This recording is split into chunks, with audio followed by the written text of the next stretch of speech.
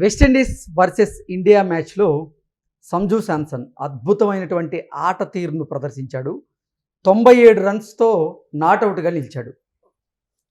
ఆట ముగిశాక ఆ మ్యాచ్ని గెలిపించాక సంజు శాంసన్ భావోద్వేగంతో తన హెల్మెట్ని నేల మీద పెట్టాడు. అయితే దాన్ని ఉద్దేశించి ఇప్పుడు కొంతమంది దాని మీద భిన్నాభిప్రాయాలను అయితే వ్యక్తం చేస్తూ ఉన్నారు. సంజు శాంసన్ సెలబ్రేషన్స్లో భాగంగా హెల్మెట్ని విసిరేశారు అంటూ కొంతమంది కమెంట్ చేస్తున్నటువంటి నేపథ్యంలో దీని మీద మనం పూర్తి స్థాయిలో విశ్లేషణ చేసుకుందాం. ప్రస్తుతం మనతో పాటున్నారు ప్రముఖ సినీ రాజకీయ విశ్లేషకులు, ప్రముఖ సీనియర్ జర్నలిస్ట్ శ్రవణ్ గారు. వారితో మాట్లాడదాం. శ్రవణ్ గారు, హాయ్ అండి. హాయ్ అండి. శ్రవణ్ గారు, ఈ మధ్యకాలంలో మనం చూసుకున్నట్లయితే వెస్టిండీస్ వర్సెస్ ఇండియా ఆ మ్యాచ్లో భాగంగా సంజు శాంసన్ అద్భుతమైనటువంటి ఆట తీరును ప్రదర్శించారు. 97 రన్స్ కొట్టి నాట్అవుట్గా నిలిచాడు. ఆ తర్వాత సెలబ్రేషన్స్లో భాగంగా భావోద్వేగంతో అతను తన హెల్మెట్ని పక్కన పెట్టి ఆయన సెలబ్రేట్ చేసుకోవడం మొదలుపెట్టాడు. అయితే దాని మీద కొంతమంది ఇప్పుడు భిన్నాభిప్రాయాలను అయితే వ్యక్తపరుస్తూ ఉన్నారు. తను ధరించినటువంటి హెల్మెట్ను అలా ఎలా కింద విసిరేస్తారు అంటూ కొంతమంది అభిప్రాయాలు వ్యక్తం చేస్తున్నారు. దీని మీద మీ విశ్లేషణ ఏంటండి?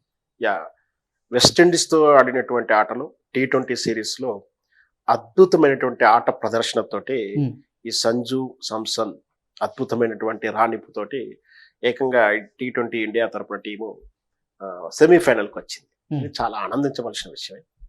సో ఒక గమ్మత్తైన విషయం ఏంటంటే, చాలా వరకు క్రికెట్ మ్యాచ్ చూస్తున్న వాళ్ళు మన ఫేవరెట్ గెలవాలని కోరుకుంటుండే ఎదుటి వారిని యొక్క ఆట తీరులో ఉన్నట్టు మంచి చెడు కూడా విశ్లేషిస్తూ అతన్ని కూడా అభిమానిస్తుంటాం.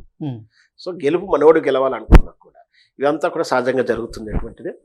అయితే ఈ గెలిచిన తర్వాత చూసే ఆడియన్సే విచిత్రమైనటువంటి విన్యాసాలు ప్రదర్శిస్తుంటాడు.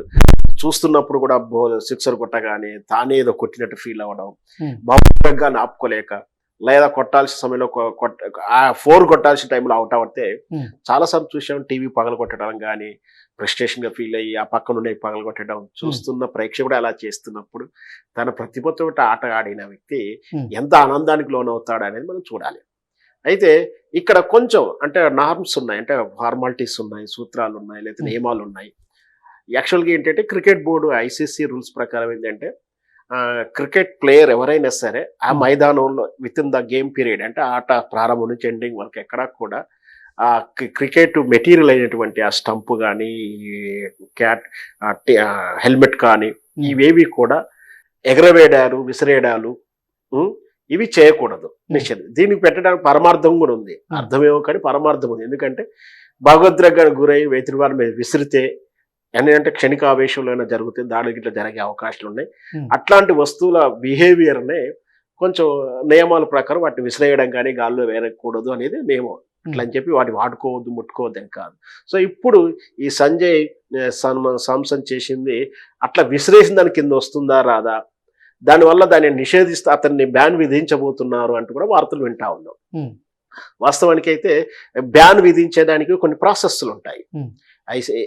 ICC అంటే ఇంటర్నేషనల్ క్రికెట్ కమిటీ ప్రకారం ఏంటంటే ఫస్ట్ కౌన్సిలింగ్, మన అయితే మామూలుగా ఎట్లా కౌన్సిలింగ్ అంటామో దాని మీద వివరణ అడుగుతారు. లేదు అంటే ఇచ్చే పారితోషికంలో ఎంతో అంత తగ్గించి ఇవ్వడాలి. అది తప్పిన తర్వాత ఇట్లాంటి బ్యాన్లు ఏదైనా అప్లికేబుల్ అవుతే చేస్తారు. కానీ నాకు తెలిసి వీటికైతే అతన్ని బ్యాన్ విధించేంత పనిష్మెంట్ ఉండకపోవచ్చు అని నా ఉద్దేశం. అసలు ఏం చేశారు అతను బ్యాన్ విధించడానికి? చాలా మంది చేసుకోవడంలో భాగంగా అతను హెల్మెట్ ని తీసి పక్కన పెట్టారు. ఉద్దేశపూర్వకంగా అతను ఆ హెల్మెట్ ని విసిరేసినటువంటి పరిస్థితి అయితే లేదు కదా.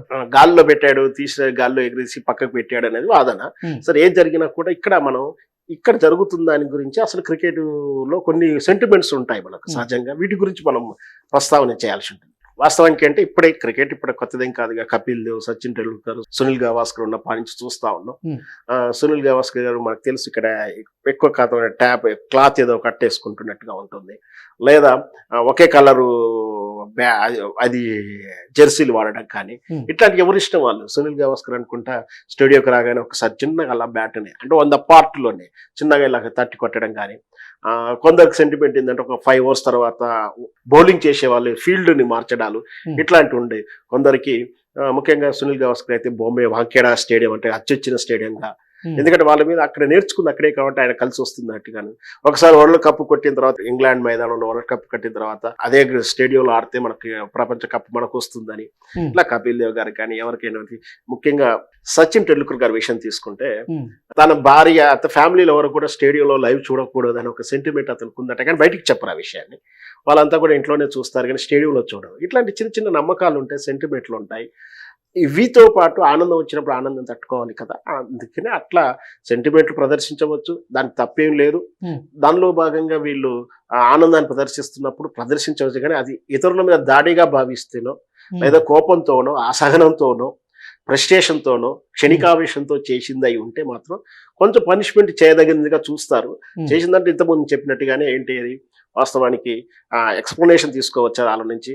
లేదు అన్నప్పుడు కొంచెం భవిష్యత్తులో రిపీట్ కాకూడదు అంటే అతనికి వచ్చి క్రీడాకారులకు ఎట్లా రెమ్యునరేషన్ ఇస్తారు వచ్చినందుకు, దాంట్లో కొంచెం అమౌంట్ తగ్గించినా కూడా ఆ తగ్గించింది కూడా మళ్ళీ మళ్ళీ అసోసియేషన్ మంచి కార్యక్రమానికి వాడుతున్నట్టుగా అట్లా తీసుకోవడం.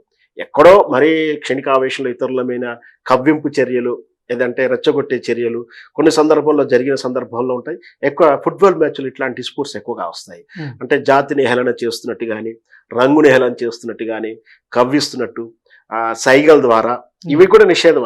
ఆటలో ఇవన్నీ సైగల ద్వారా కవ్వించడం కానీ అంటే వివక్ష చూపుతున్నట్టు అంటే అంటరాని తనంగా చూపిస్తున్నట్టుగాను ఇట్లాంటి బిహేవియర్లు కూడా నిషేధించబడింది. ఎందుకంటే క్రీడా స్ఫూర్తి ఉండాలి ఉద్దేశంతో. అలా వచ్చిన దాంట్లోనే ఈ క్రికెటర్లు ఏదైతే ఉన్నా మైదానంలో వాళ్ళ దగ్గర ఉన్నటువంటి మెటీరియల్ అయినటువంటి స్టంప్స్ కానీ బ్యాట్ కానీ ఇట్లాంటి బాల్ కానీ ఎగరవేయడాలు లేదా ఫ్యాన్స్ కోసం అప్పుడప్పుడు అది గిఫ్ట్కి ఉద్దేశంతో మనం చూస్తుంటాం. సినిమా హీరోలు కానీ పొలిటికల్ లీడర్లు కానీ వాళ్ళ మీద దండలు అట్లా వదిలేస్తుంటారు. అట్లాంటి చర్యలు చేయకూడదని చెప్పి ఒక బైలా అవుతుంది. దాని ప్రకారం ఎలా చర్యలు తీసుకుంటారో మనం చూద్దాం. ఓకే, ఇప్పుడు సంజు శాంసన్ సెమీఫైనల్ 2లో ఆడతాడా లేదా అనే దాని మీద కూడా కాస్త ఉత్కంఠ అయితే ఉంది. నిజంగా అద్భుతమైనటువంటి ఫామ్ని కనబరుస్తూ ఉన్నాడు సంజు శాంసన్. ఆడినటువంటి 2-3 మ్యాచ్ల్లో కూడా మంచి తనదైనటువంటి ఆట తీరును అయితే కనబరిచారు. ఏంటి సెమీఫైనల్ 2లో సంజు ఉంటాడా ఉండడా అంటే ఏం చెప్తారు? ఇప్పుడు అదే చర్య నేను చెప్పింది కూడా అదే. ఒకవేళ సెమీఫైనల్ టీంలో సంజు శాంసన్ ఉండకపోతే మాత్రం పనిష్మెంట్ గానే భావించాలి, పనిష్మెంట్ తీసుకున్నట్టుగా భావించాల్సి వస్తుంది.